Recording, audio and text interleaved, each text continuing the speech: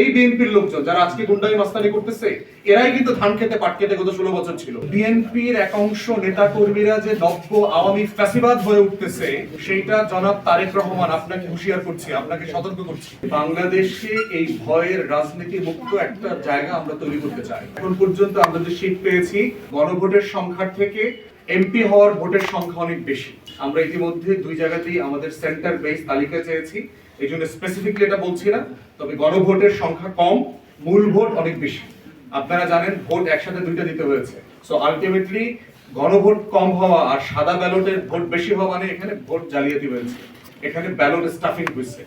এখন আমরা স্পেসিফিকলি কত পরিমাণে হয়েছে বাট এটা বিশাল সংখ্যা।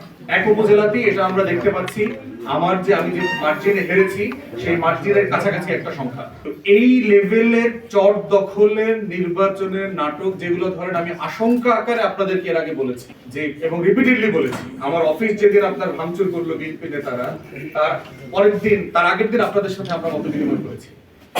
সেইটা হচ্ছে নির্বাচনের একটা বাস্তবতার নিচোখে সচক্ষে দেখলাম আর কি আমরা।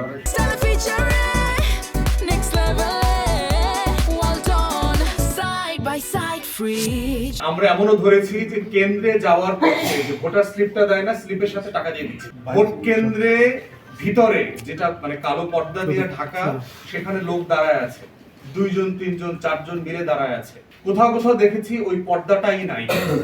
যেই লেভেলের ভয় ভীতি ছিল, ভয়ে ভোট দিতে যায় নাই এমন ঘটনার মেসেজ বলে যে আমি গেছি, আমার মা পরিবার কেউ ভয়ে ঘর থেকে বের হয়নি, কারণ বলে গেছে এরপরে রামদা দিয়া কোপাবে, ঘর বাড়ি ভেঙে দিয়ে আসবে।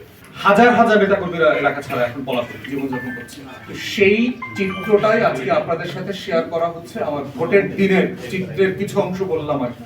আমাকে কোপাবে, আমার সহকর্মীদেরকে কোপাবে, কার বাড়িতে, এখনই বাড়িতে লোক পাঠাচ্ছে, এরা বরিশালে কে কোথায় থাকে, এখানকার বিএনপির ছেলেপেলেরা কারা খবর নিতে রেকি করতে পাঠাচ্ছে, রামদা জোগাড় করতেছে, এটা জোগাড় করতেছে, ওই এলাকা যেতে দেবে না।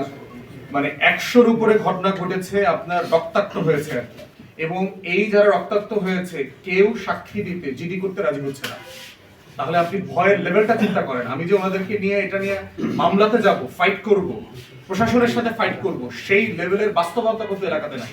তাহলে সারা দেশের বাস্তবতাটা কি?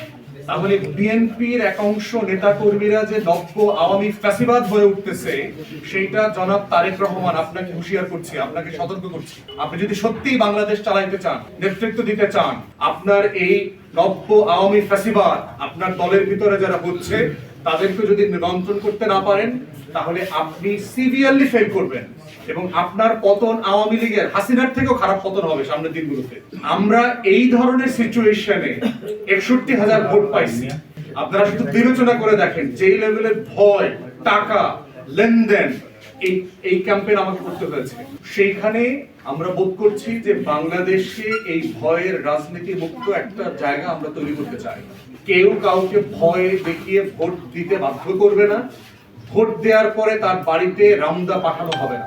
এই বিএনপির লোকজন যারা আজকে গুন্ডামি মাস্তানি করতেছে এরাই কিন্তু ধান খেতে পাট খেতে গত 16 বছর ছিল। এই জালেমদের, আজকে মজলুমদেরকে নিজেদের নির্যাতনের শিকার হওয়ার পরেও, নিজেরা মজলুম থাকার পরেও 16 বছর যে আবার জালেম হয়ে উঠতেছে, একই জুলুম করতেছে, তারা ভুলে গেছে 24-এর গণ আন্দোলনের কথা। ভোটের পার্সেন্টেজ আর শতাংশের পার্সেন্টেজ যাই হোক, ঢাকার রাজপথ কাঁপায়া দেওয়ার মতো শক্তি কিন্তু ঐক্যবদ্ধ বাংলাদেশ জোটের আছে। এটা মাথায় রাখতে হবে তারেক রহমানকে এবং বিএনপিকে।